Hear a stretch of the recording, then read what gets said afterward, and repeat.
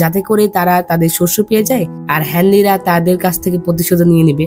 আর Linyi আরো বলে যে আমি কুইজ দ্বারা নির্যাতিত একজন মানুষ, তাই আমার কাছে কিছুই নেই, একমাত্র আপনি আমাকে বাঁচার সুযোগ দিতে পারেন। জেনারেল, আপনি কেন আপনার লোকেদের তাদের উদ্দেশ্যে জানাতে পাঠাচ্ছেন না? আপনার এখনই আমাকে মারার দরকার নেই। যদি ওয়েস্ট প্যাসিফিক আর্মিরা আপনার সাথে হাত মিলাতে মানা করে দেয় তাহলে আপনি রাগ প্রকাশ হিসেবে আমাকে হত্যা করতে পারেন। আর যদি এই পরিকল্পনাটি কাজ করে আমি আপনাকে অনুসরণ করতে এবং আপনার সেবায় থাকতে ইচ্ছুক।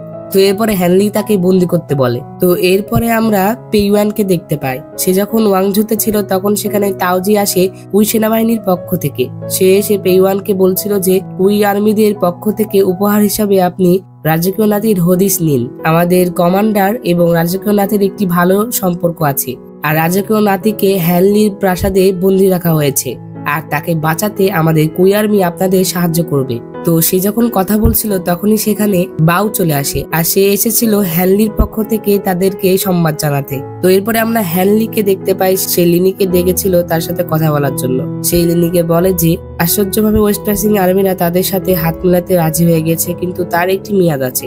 তো এরপরে লিনি হ্যানলিকে একটি বুদ্ধি দেয় যে আপনি যখন কুই আর্মিদেরকেও ধ্বংস করবেন এবং ওয়েস্ট প্যাসিফিক আর্মিদেরকেও ধ্বংস করবেন তখন আপনাকে সানজিং আর আটকাতে পারবে না। তো এরপরে হ্যানলি লিনিকে বলে যে আপনি আপনার কারাগারে আবারও ফিরে যান। আমি যখন ওয়েস্ট প্যাসিফিক আর্মি এবং কুই আর্মিদেরকে পরাজিত করব তখন আমি আপনাকে ছেড়ে দিব এবং আপনাকে আমি আবারও সাহায্য করব।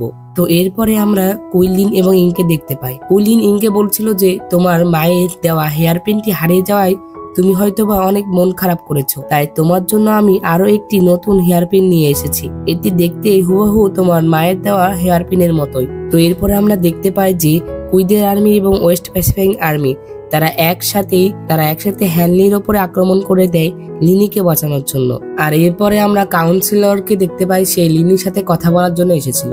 সে তার জন্য একটি বিশেষ ধরনের মদও নিয়ে এসেছিল আর সে সেই মদে কিছু মিশিয়ে এনেছিল।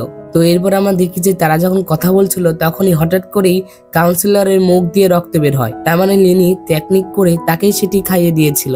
অর্থাৎ কাউন্সিলরকে যখন একটি সৈন্য ডাক দিয়েছিল সেই সুযোগে লিনি তার গ্লাসটি অদল বদল করে নিয়েছিল। তো এখানেই এপিসোড 6 শেষ হয়ে যায়। তো বন্ধুরা, এপিসোডটি তোমাদের কাছে কেমন লেগেছে অবশ্যই কমেন্ট করে বলে দিও। আর যদি ভিডিওটি ভালো লেগে থাকে তাহলে অবশ্যই একটি লাইক করে দাও আর আমার চ্যানেলটি সাবস্ক্রাইব করে পাশে থাকা বেল বাটনটি অলে ক্লিক করে দাও। তো দেখা হচ্ছে পরবর্তী কোনো এপিসোডে। সে পর্যন্ত ভালো থাকো, সুস্থ থাকো এই কামনা করে আজকের ভিডিও এখানেই শেষ করছি।